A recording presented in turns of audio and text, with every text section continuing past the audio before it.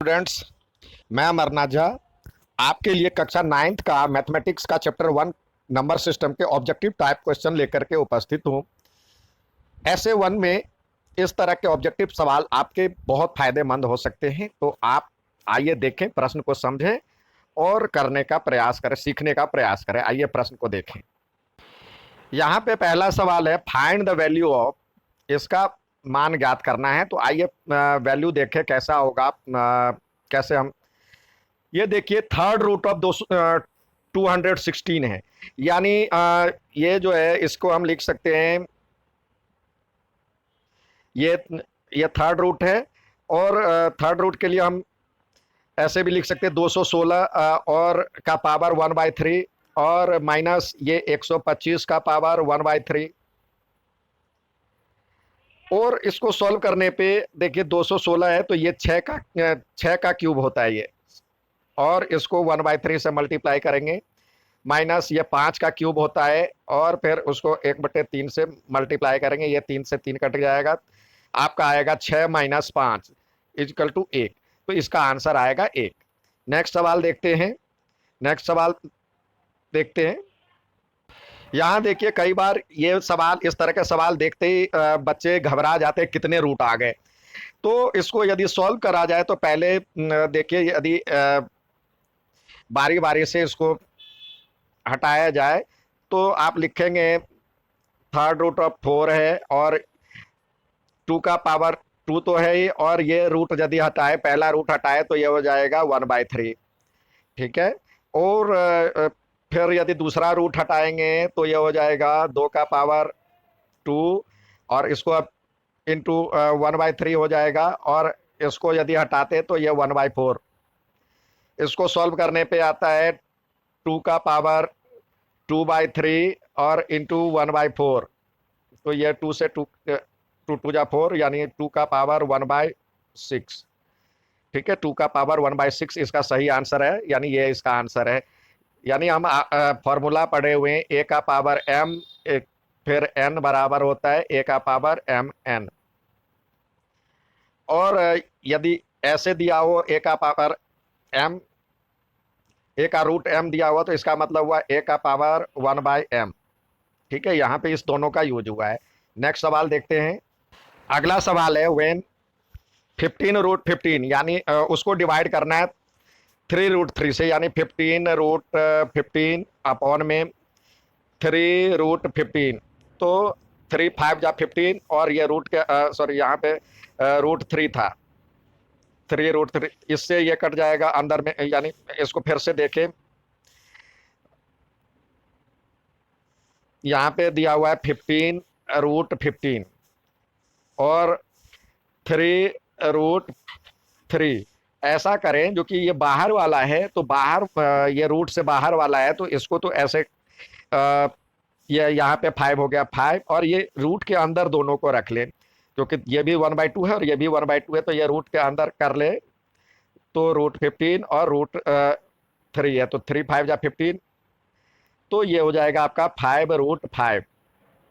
ठीक है, ये इसका सही आंसर है। तो इसका आंसर डी। रूट के अंदर रूट लिख देने से दोनों के पावर, इसका मतलब 1/2 यहाँ भी है और 1/2 यहाँ भी है, तो इस तरह से यदि रूट के अंदर रखते हैं तो आपको आसानी होती है। नेक्स्ट सवाल देखते हैं।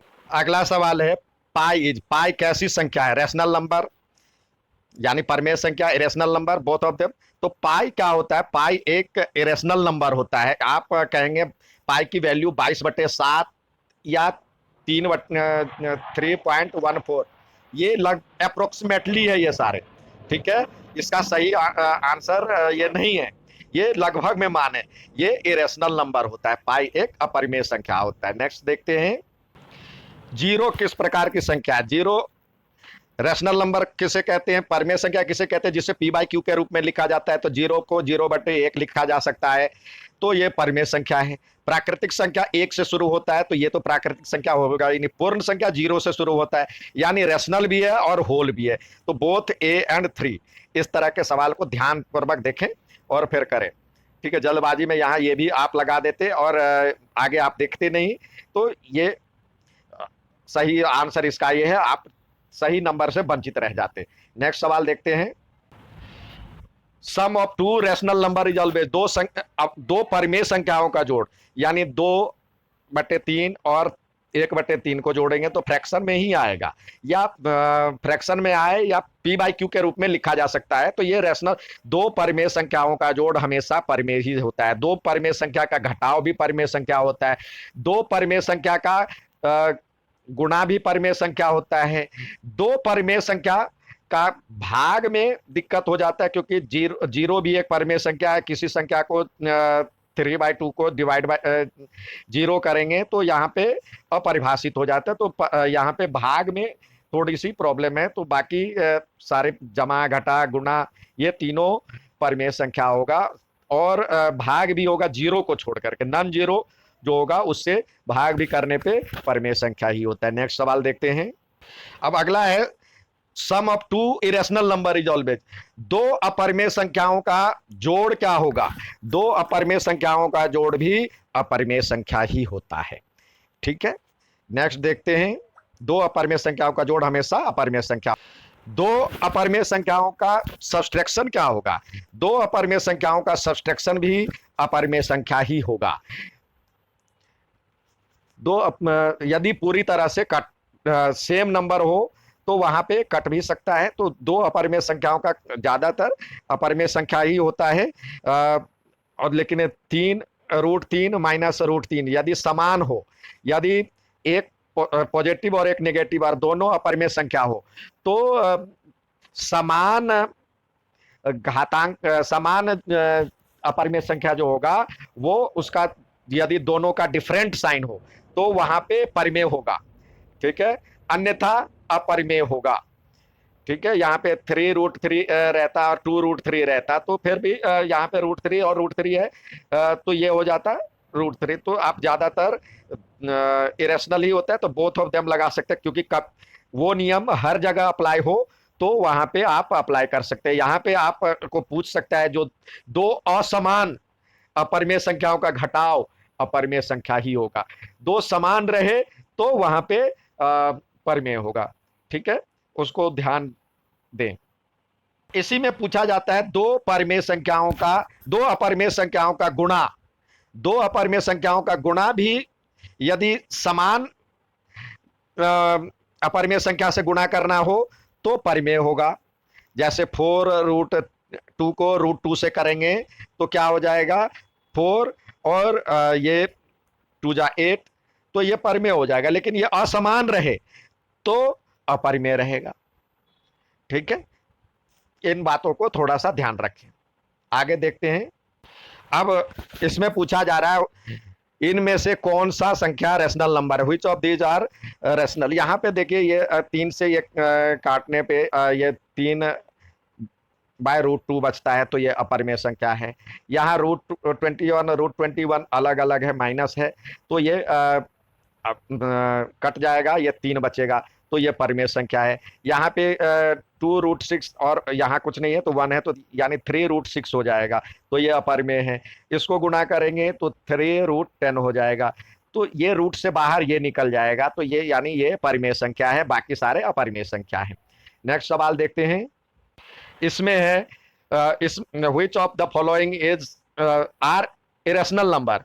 तो इसको यदि हम ये 4 है तो ये रूट से बाहर आ जाएगा, यानी 2/3 हो जाएगा, तो ये तो रैशनल है। अपरिमेय संख्या पूछ रहा है, इरेशनल पूछ रहा है, तो ये तो रैशनल हो जाएगा। ये कट जाएगा तो ये बच जाएगा 5, तो ये भी रैशनल है। अब इसको करेंगे तो ये हो जाएगा ये √2 है और ये √2 है, तो यानी 3 और 2 6 हो जाएगा, तो ये भी रैशनल हो जाएगा। अब ये देखिए ये दो, ये परिमेय है और ये अपरिमेय है, तो परिमेय और अपरिमेय का जोड़ हमेशा अपरिमेय ही होता है। परिमेय और अपरिमेय का गुणा भी अपरिमेय होता है यदि नॉन जीरो हो। परिमेय और अपरिमेय का घटाव भी अपरिमेय होता है। ठीक है, नेक्स्ट सवाल देखते हैं। इसका मान किसके बराबर में है? तो 4√5 और 5√5, यानी √5 दोनों में कॉमन है तो बाहर निकाल लीजिए, और 4 और 5 9√5 हो जाएगा इसका आंसर। 9√5, 4 और 5 9 हो। यहाँ पे दिया हुआ है जो कि x का पावर 12/7 डिवाइडेड बाई एक्स का पावर 5/7। तो इसमें एक्स का मान ज्ञात करने के लिए कह रहा है, इस तरह से वैल्यू निकालने के लिए भी आता है सवाल। तो देखिए हम क्या करेंगे, एक्स का पावर 12/7 है और हमें पता है जो कि ए का पावर एम और डिवाइडेड बाय ए का पावर एन हो, तो हम ऐसे लिखते हैं ए का पावर एम माइनस एन। तो इसका यहाँ पे यूज करेंगे 5/7। तो इसको यदि हम करते हैं तो एक्स का पावर 7 आ जाएगा और 12 माइनस 5, तो यानी एक्स का पावर क्या हो जाएगा 7/7 यानी एक्स।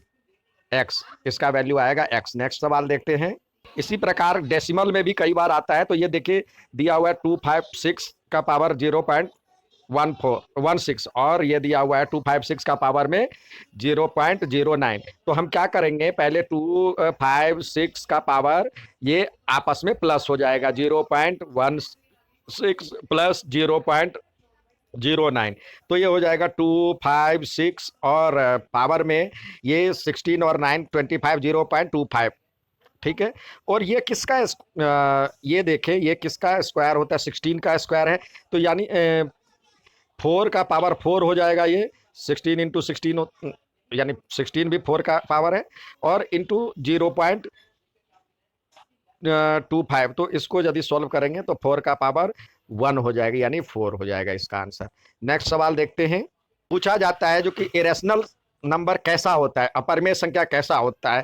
तो हमें पता है जो कि देखिए जैसे डेसिमल एक्सप्रेशन यदि परिमेय संख्या करते हैं परिमेय संख्या का, तो ये होता है या तो शांत होगा या मतलब टर्मिनेटिंग होगा परिमेय संख्या, या अशांत और रिपीटिंग होगा, अशांत और आवर्ती यानी नॉन टर्मिनेटिंग एंड रिपीटिंग। ये जो है इसका होगा परिमेय संख्या।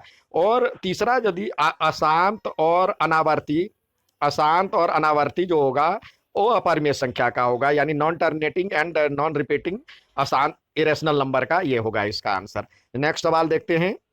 इसका पूछा जाता है इसका वैल्यू क्या है। तो देखिए इसको बनाने के लिए आसान सा तरीका बताऊं। देखिए पहले तो वो सारे नंबर लिख ले और डेसिमल को अभी छोड़ दे, और जिसमें बार नहीं लगा हुआ है, यानी इस पे बार लगा हुआ है बिना बार वाला ये है नंबर, तो इसको हम यानी जिसके ऊपर डंडा लगा होता है बार कहते हैं उसको, यानी वो रिपीट है, ऐसे लिखते 2.1333 ऐसे लिखा जाता है। तो हम जिस पे नहीं लगा है उसको सब्सट्रैक्ट कर लेंगे और अपॉन में डेसिमल के बाद जितने पे बार लगा हुआ है उतनी बार 9 लिखेंगे, और डेसिमल के बाद दशमलव के बाद जितने पे बार नहीं लगा है उतने पे 0 लगाएंगे। तो इसको सॉल्व करने के बाद जो आएगा आंसर ये आएगा 3 में से 1 गया तो 2 और 21 में से 2 गया यानी 1921। और ये अब इसको सिंपलेस्ट फॉर्म में भी लिख सकते हैं। ठीक है। नेक्स्ट सवाल देखते हैं। ये सवाल इस तरह के भी आता है, हर का परमेयीकरण कीजिए रैशनलाइज्ड डिनोमिनेटर। तो आप करेंगे तो इसका वैल्यू आपको ऑप्शन में आ सकता है, तो जल्दी करना होता है 4/√5 - 1। अब देखिए ये माइनस है तो इसका हमें नीचे a प्लस बी और a माइनस बी बनाना है, तो जिससे ये रूट हट जाए। तो ये √5 + 1 और √5 + 1, तो ये हो जाएगा 4√5 + 1 और नीचे में हो जाएगा इसका स्क्वायर यानी 5 का √5 का स्क्वायर 5 और -1 यानी 1। इसको सॉल्व करेंगे तो ये हो जाएगा 4√5 + 1 अपॉन में 4, तो 4 से 4 कट जाएगा, तो यानी ये इसका आंसर हो गया। ठीक है। अब नेक्स्ट देखते हैं। इस तरह के भी सवाल आते हैं, तो कहेगा इसको ऐड करने के लिए, तो हम देखेंगे ये लिखेंगे 31 बाई, दोनों पे बार लगा हुआ है तो 99, डेसिमल के बाद 2 डिजिट है और ये भी 2 डिजिट है, तो यानी 62 अपॉन में 99। अब नीचे एक जैसा है तो 99 और 2 और 1 3 और 6 और 3 9। अब इसको ये हो गया। अब चाहें तो सिंपलेस्ट फॉर्म में लिखें, तो सिंपलेस्ट फॉर्म में भी आ सकता है, तो ये हो जाएगा 31/33।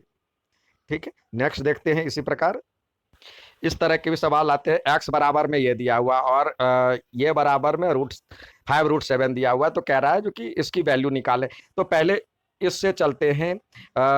यहाँ पे देखिए 5/x बराबर में p√7 दिया हुआ है, तो हम पहले 5 बराबर में p√7 इंटू एक्स कर लेते हैं। ये x है, इसको इस तरह से लिखते हैं। अब x के बदले आपके पास क्या दिया हुआ है, √7/5। तो यहाँ पे 5 इजकल टू p के बदले तो p है ही, और √7 के बदले √7 है ही, और x के बदले आपको क्या दिया हुआ है, x के बदले दिया हुआ है रूट इंटू √7/5। तो हम क्या करेंगे, इसको यदि सॉल्व करेंगे तो क्या हो जाएगा, ये 7 हो जाएगा, यानी 5 इजकल टू p7/5। अब p की वैल्यू ज्ञात करेंगे तो p बराबर में 5 इंटू 5/7, यानी 25/7। p का वैल्यू आ गया 25/7। तो ये आएगा इसका आंसर। इस तरह से कई सवाल आते हैं। नेक्स्ट देखते हैं। ये भी इस तरह के भी सवाल आते हैं जो कि ये आपको दे दिया जाता है इस तरह के, और कहता है ए और बी का वैल्यू ज्ञात करें या ए का वैल्यू ज्ञात करें। तो इस तरह के सवाल को सॉल्व करने के लिए पहले इसको रेशनलाइज करेंगे। तो देखिए 3 माइनस √2 अपॉन में 3 प्लस √2, और ये प्लस है तो माइनस करेंगे, माइनस से मल्टीप्लाई करेंगे, 3 माइनस √2 अपॉन में 3 माइनस √2। इसको सॉल्व करने के बाद ये हो जाएगा 3 माइनस √2 का स्क्वायर, 3 माइनस √2 का स्क्वायर, और नीचे हो जाएगा 3 का स्क्वायर 9, और -2 √2 का स्क्वायर 2।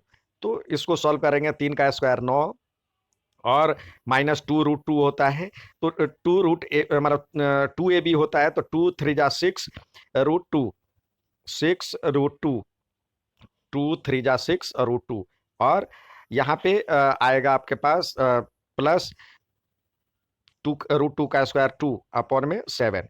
तो इसको सॉल्व करेंगे तो ये हो जाएगा, नंबर है, ये भी नंबर है, ये भी नंबर है, तो 11 माइनस 6 √2/7। तो हमें कह रहा है इस तरह से आपको ए और बी, ए प्लस बी √2 के रूप में रखने के लिए। तो हम इसको सॉल्व करेंगे तो ये आ जाएगा 11/7, और प्लस ये माइनस अंदर आ जाएगा, और 6/7 √2। तो देखिए ए के बदले क्या आ गया, यहाँ पे ए के बदले आ गया, ए बराबर में हो गया 11/7, और बी के बदले आ गया -6/7। ये इसका वैल्यू आ गया। इस तरह से भी सवाल आते। नेक्स्ट देखते हैं। यहाँ थोड़ी सी जानकारी रखें, जो कि इरेशनल यानी अपरिमेय को परिमेय के साथ प्लस करेंगे, यानी अपरिमेय रेशनल, इरेशनल और रेशनल। इरेशनल यहाँ पे इरेशनल और ये रेशनल को प्लस करेंगे तो इरेशनल यानी अपरिमेय संख्या होगा, और माइनस भी करेंगे तो भी यही आएगा। मल्टीप्लाई करेंगे परिमेय और अपरिमेय को तो भी इरेशनल आएगा। डिवाइड करेंगे तो ये नॉन जीरो होनी चाहिए, नॉन जीरो होनी चाहिए तो भी ये इरेशनल ही होगा। ठीक है बच्चों, उम्मीद है समझ में आ गया होगा। अच्छा लगे तो लाइक और सब्सक्राइब जरूर करें। धन्यवाद।